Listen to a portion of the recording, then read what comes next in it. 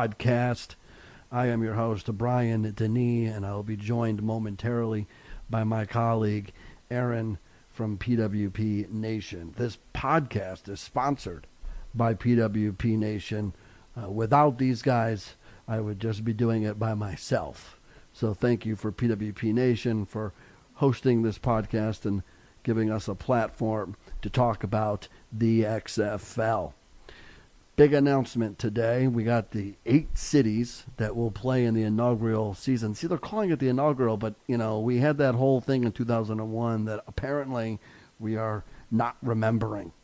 So, February 8th and 9th, the inaugural season of the XFL. XFL 2020 kicks off. And today, Oliver Luck and company announced the 8 cities for which they will play Football Reimagined. I'm going to cover the first 4, and then I'm going to kick it over to Eron, who's going to cover the last 4. And basically what we're going to do with this podcast, whenever news breaks, we're going to talk about it in podcast form. Once 2020 rolls around, February 10th, which will be the Monday after the season starts, is when we'll start our weekly XFL podcast, or maybe we'll start it a couple of weeks leading into the start of the XFL season. But until then, we will do it as news breaks, and apparently there's going to be news in the first quarter of 2019, so we'll look forward to that. Let's get right into it. We're going to cover the cities. We know the cities and the stadiums for which those teams are going to play in.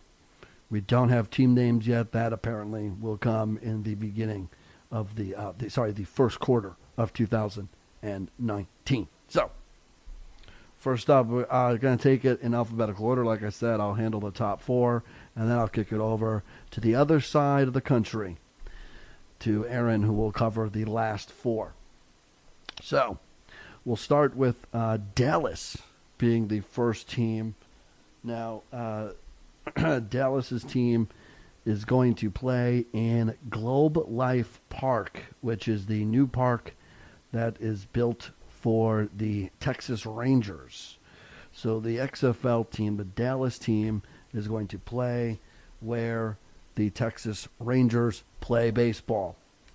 And they did a nice little, without saying his name, they brought up George H.W. Bush during the press conference this morning, as they also laid the former president to rest today as well. So they kind of brought him up because he's runs big with the history of the Texas Rangers and Dallas.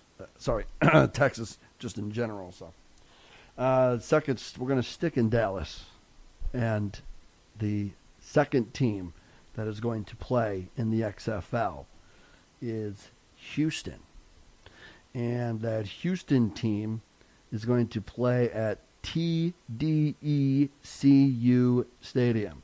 It's the University of Houston. Their stadium is where the Houston XFL team will play their home games. Next on the list, LA. So they're bringing an XFL team back to LA. If you remember the XFL in 2001, the first XFL championship was won by the LA team. The LA Extreme, Tommy Maddox was the quarterback. So he was able to parlay that into a future NFL career after the XFL closed. So they're bringing it back. The 2001 team played in the Coliseum. That is currently where the Rams play. Instead, they're going to play football in Carson, which is not far outside of L.A., at the StubHub Center, which is currently where the San Diego Chargers play. So the StubHub Center, and a soccer team plays there. So that's going to be where the L.A. team's going to play. So my sports allegiances are with the next city. And that's my fourth and final city that I'm covering, which is New York. And because Vince McMahon can't do anything unless he somehow represents New York. So they're getting a team, despite the fact that the attendance for the New York, New Jersey Hitmen was not that great back in 2001. They're getting a team, and they're going to play at MetLife Stadium, which is where the Giants and Jets currently reside. So they're bringing the XFL to New York to play at MetLife. Now, I am no longer an active member, an active New Yorker, I should say. So have relocated to Southern California, and I'm not far from where they're going to play in L.A. So I'm going to attend the L.A. XFL games. But my fandom and who I'm really, truly, to my core, rooting for is New York. But I'm glad there's going to be a team so that I will be able to go to the games and cover the atmosphere, the attendance, and everything else about the game. I'll be able to report on that and talk about that on this podcast. And hopefully we can get Aaron to go to some New York games. So, since he's over there in Connecticut, and we'll see what if I could talk him into doing a couple of games to give us that other experience and how it is on the other side of the country. So those are the four that I'm covering: Dallas, Houston, L.A., and New York. Dallas and Houston, neither one of those cities had an XFL team in 2001, but they're getting one in 2020. And if you watched the press conference, the people representing the cities would have you believe that they're going to sell out every game. And it is going to be the next big thing. I question running stadiums. I feel like these buildings are going to be, less than half full, if they're lucky. So I kind of question that. I'm glad they're in LA, but the XFL in 2001 did great in San Francisco. They believe it was the highest attendance of the whole league in 2001. So I'm surprised they didn't go back there, and they chose Southern California, where the Rams do what they do at the Coliseum, and the Chargers half-fill StubHub Center. It's very strange. That decision we'll have to watch and see what happens, but they are guaranteed one person at the LA games, and that's me. New York's attendance was mediocre to the bottom of the XFL in 2001. Of course, they put over how big New York loves football, so we'll see if that translates in 2020.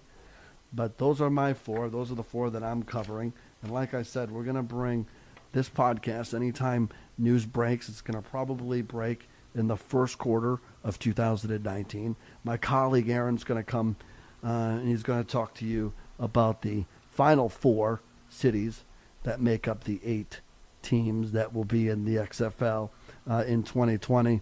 And I'm going to turn it over to him.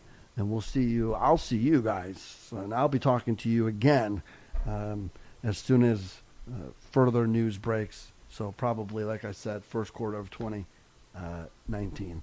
And I'm done rambling. Aaron, let's talk about the other 4 teams in the XFL in 2020. This is the future. This is not the past. This is the future. And the future moves fast. This is quicker, simpler. Rules, reform, this is your game. Safer, this is football. Reborn, this is gaming. And fantasy, this is padded. Roulette, make a trade, make a team, make a move, make a bet. This is fans above all. This is maximum action. Let's stall, more ball, fewer infractions. This begins in 2020. The future is near. More access, more everyone, more everything here. This is our moment, our story to tell. This is history begun. This is the XFL. All right, Brian. Well, thanks. I appreciate you throwing it over to me, and thank you for covering the first 4 teams. Now I'm here to cover the last 4 teams: Seattle, Tampa Bay, St. Louis, and Washington, D.C. Before I get into anything else, I'm Eron Ramadanov, editor-in-chief of pwpnation.com. This show is brought to you by pwpnation.com. You can go there for all your wrestling news and your XFL news coming very soon. So without any further ado, I'm not going to waste any time. Let's get right into what we want to talk about here. The press conference earlier this week took place with Vince McMahon, Oliver Luck, the rest of the XFL officials, as they announced the first 8 teams of the league. I did want to touch on a couple things that Vince McMahon talked about at the very beginning. He seemed to be very stoic. There was this weird kind of energy he brought to the stage where he didn't really seem excited, didn't really seem sad or depressed, but just kind of had this weird energy to him. Seemed hopeful, seemed very hopeful as to what is to come for the XFL. He talked a lot about financial commitment, long-term commitment. And that really kind of goes to show what he's learned from, I hope what he's learned from the first interaction or the first incarnation of this league, the XFL, back in the early 2000s. Now, the thing with this league and what it seems like Vince McMahon seems to understand finally is that it's going to take time. There isn't going to be this instant hit that he thinks he's going to have with this league. He's not going to take down the NFL in 1 year, 2 years, 5 years. I don't think that's his goal either. I don't think he is in direct competition with the NFL. And that kind of really became clear when he threw it over to the commissioner, Oliver Luck, who I think seems to be a really good choice for commissioner of this league. Vince McMahon also talked about February 8th and 9th coming of 2019 after the Super Bowl. A week after the Super Bowl, they'll be making some first quarter announcements. It seems like the first quarter of 2019 will most likely be when we find out a lot about what the league's going to look like. Oliver Luck in the press conference talked about the coaches being selected. The coaches will then be the general managers of those teams. Players being selected as far as impact players like quarterbacks. So it seems like a lot of what's going to happen for this league is a lot of the news that we expect to come out in the next coming year or 2 years a lot of it's going to happen in the first quarter of 2019. So as far as Oliver Luck, when he took the stage, one of the phrases he used was less stall, more ball. He's got to stop using that phrase. I think people are gonna turn out in droves if he keeps using that phrase. I don't think that's the case. So I think he's got to stop using that phrase. But either way, I do like the thought behind that. Less stall, more ball. Let's play more football. Enough with the TV timeout followed by the punt followed by another TV timeout. Let's get to playing football. Oliver Luck also talked about, obviously February of 2020 being the first season of the XFL.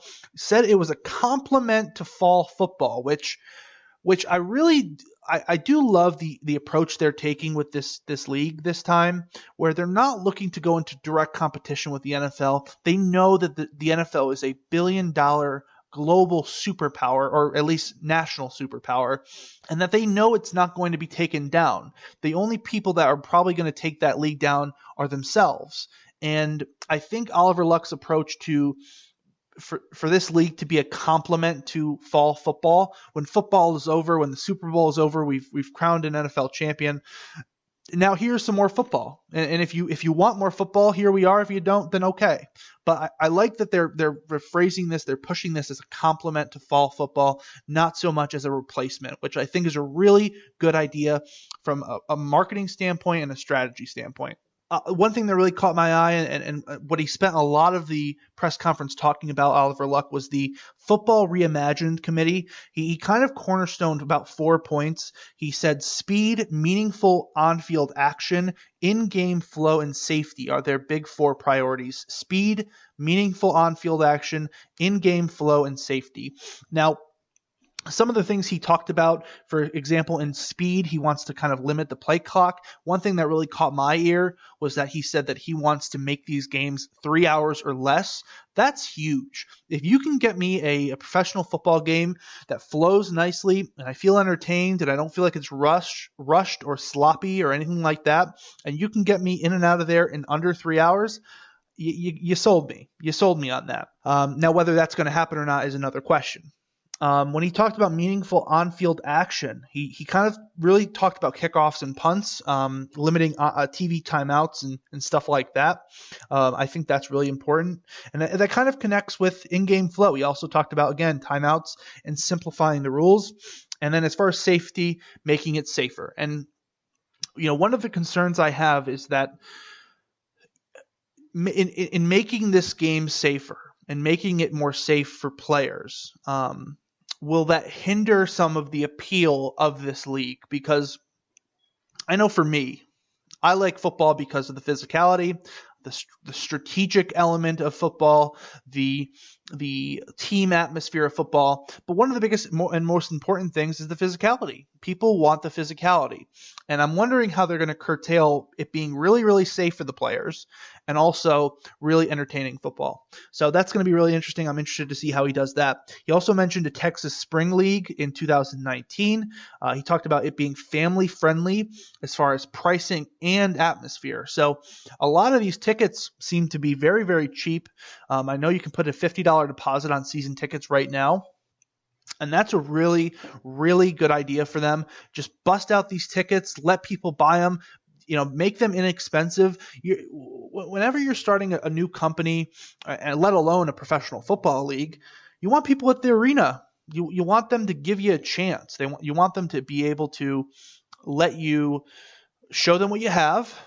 And it be inexpensive. It's really difficult to take a full family to an NFL football game, as far as pricing and parking and all these different things that kind of attribute to taking your family to an NFL game.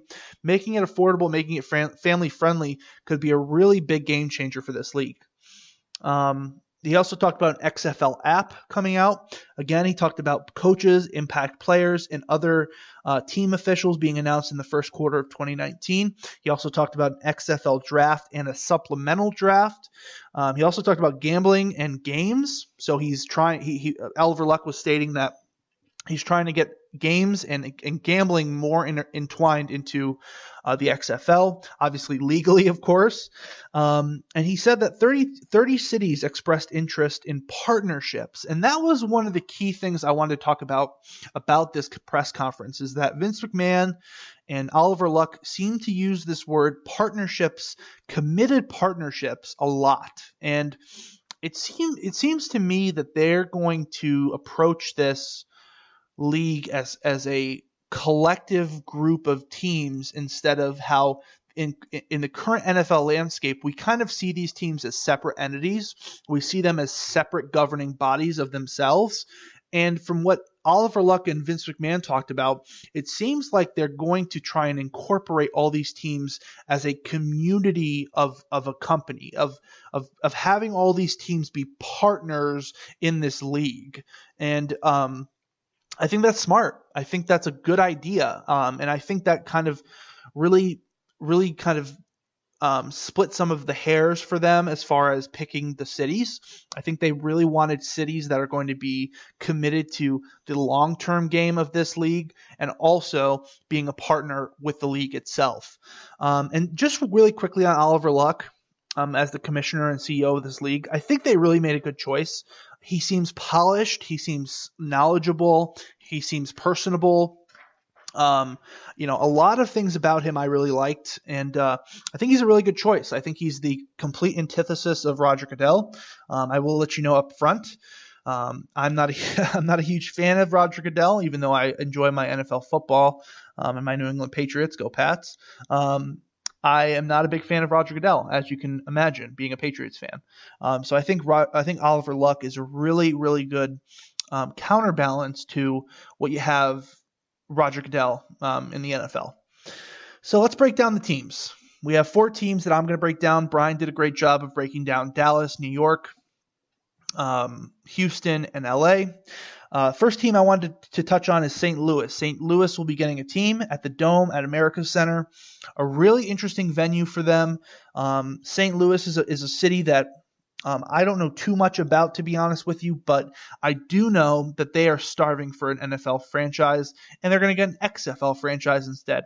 And I'm sure the city itself is very happy. I know we have a couple people from the PWP Nation group that are from St. Louis in Jim Stout and Todd Rick. Todd Rick swears that the excitement level for this team and the XFL is pretty high, and a lot of people seem to be excited about it. Again, St. Louis is a city that lost their NFL franchise to Los Angeles, and I'm sure they're very happy to get professional football back. So that's very interesting. St. Louis at the Dome at the America Center.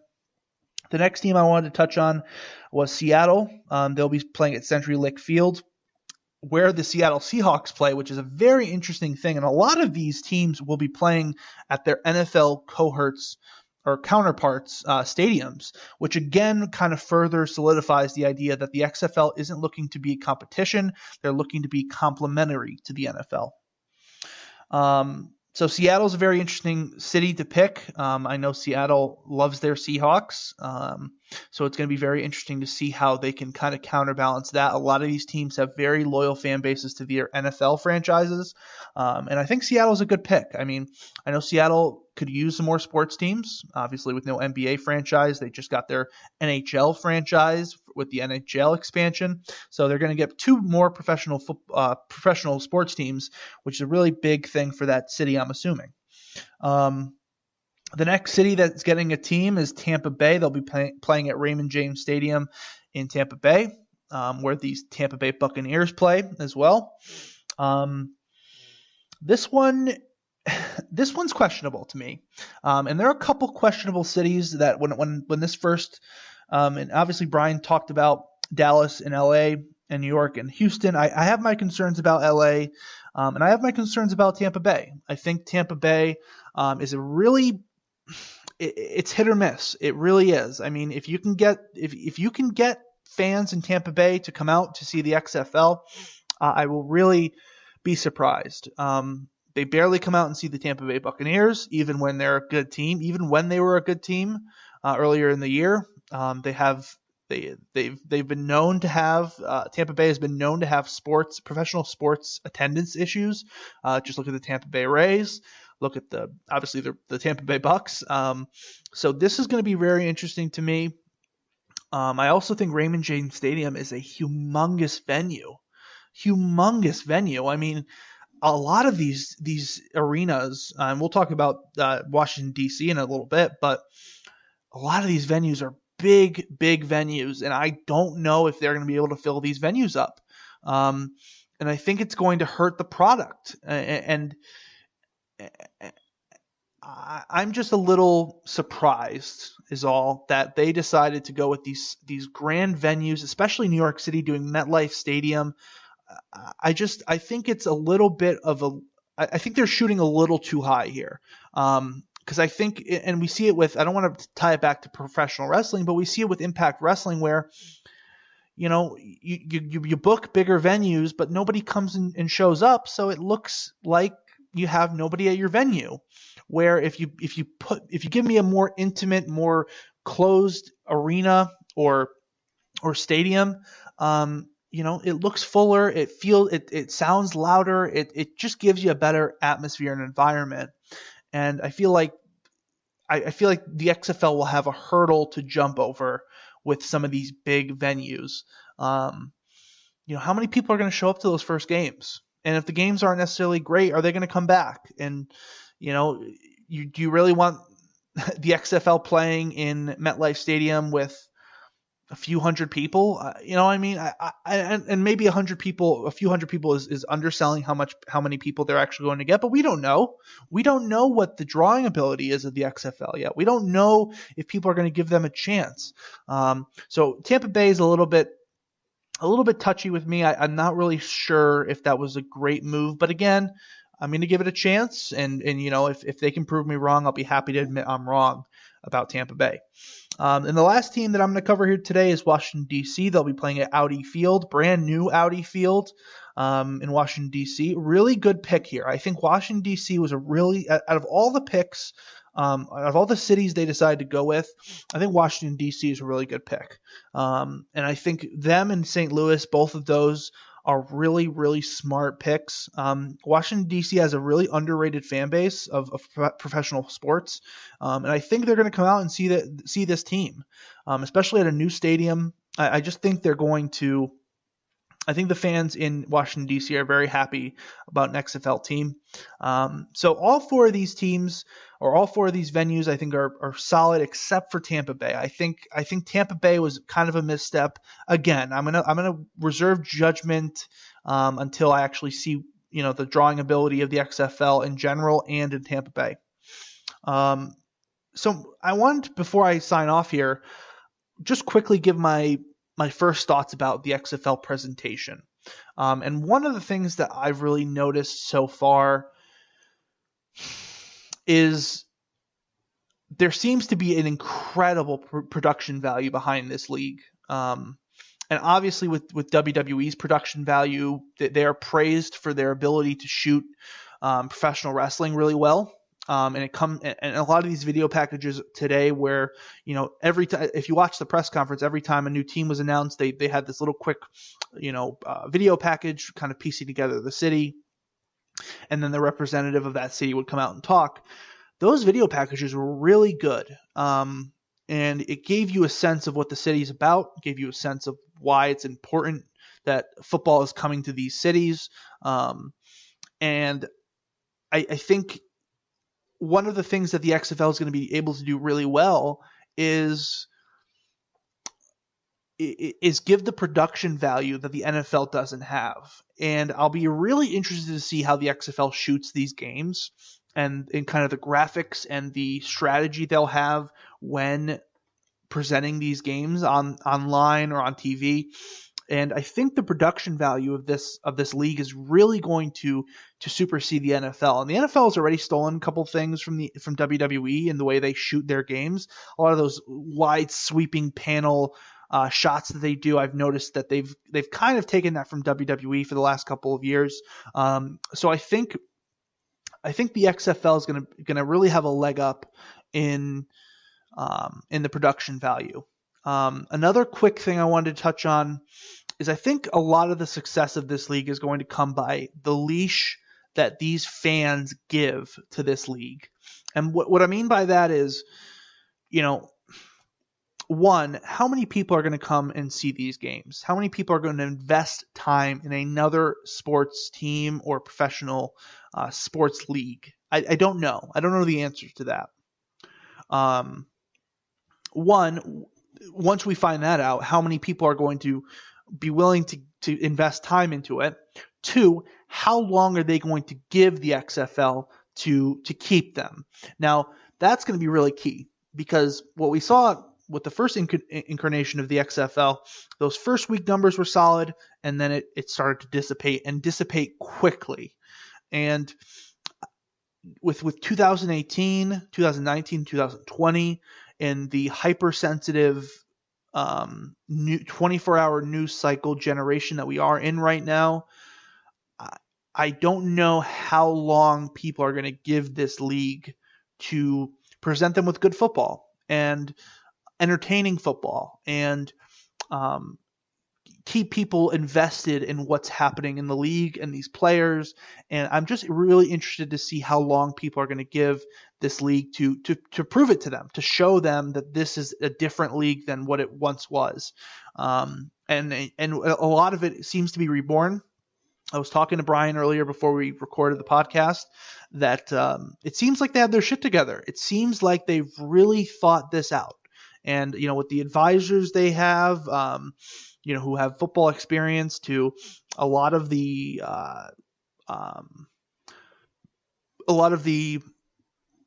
what's the word I'm looking for? A lot of the development that they're putting towards the game flow and the gameplay, I think is interesting. I don't think they did that the first time around. I think they thought they were just going to go out there and play football. And I think people are hungry for a different style of football. Now this is the big thing for me, is how different can it be without it being with it still being football. Now, one of the concerns I expressed to Brian off air was that I don't know. This feels a lot like arena football. And I don't want to do that yet, because I don't want to put that stigma onto this league yet. But a lot of the a lot of the videos they've been showing about on their XFL Twitter page about the development of the gameplay looks a lot like the Arena Football League, especially in the kickoff and the punt returns. It feels a lot like Arena Football so far. As far as the presentation and the way they're talking about the gameplay, it's going to be faster. It's going to be less timeouts, less stoppage. That if you've ever watched an Arena Football League, that's a pretty accurate description of that league as well. So it's going to be very interesting to see. I'm excited for the XFL 2020. I'm excited for the XFL in general. I'm willing to give it a chance. Obviously, with the podcast, me and Brian are going to give it a long leash and see if they can develop something here and if they have something here. And you never know. You never know. The NFL has done more than enough things to make you sour on them and hate being a fan of the NFL. And a lot of people, me and Brian were talking about it earlier. A lot of people hate being NFL fans because we love football. We love a sport that really represents this country really, really well, and it's constantly being tarnished by the players, by the commissioner, by the gameplay, by everything. And I think the XFL has a really big opportunity here to take from the NFL and take viewers and really build a great brand. So I'm gonna wrap this thing up. Again, thank you for joining us on behalf of Brian and myself. We'll see you next time news drops. Again, we're not ready to release this on a weekly basis because, how much can we talk about the venues and the cities? So we will be active on the PWP Nation Twitter account. You can follow Brian at Tell It Be, I believe. Or tell me, or tell something. I don't know. You can find him on Twitter. He'll be all right. And you can follow me on Twitter at Aaron_PWP and, of course, at PWP Nation on Twitter as well. You'll get the news updates or the podcast updates that we'll be doing as far as when we will be recording episodes. Once this becomes a weekly football schedule and we get closer and closer to 2020, obviously this will become a weekly podcast. But for now, we're going to touch on we touched on the cities, the venues, and our first thoughts on the XFL. We will see you soon. Please stick around and make sure you go visit pwpnation.com for all your wrestling needs. Thank you and goodbye.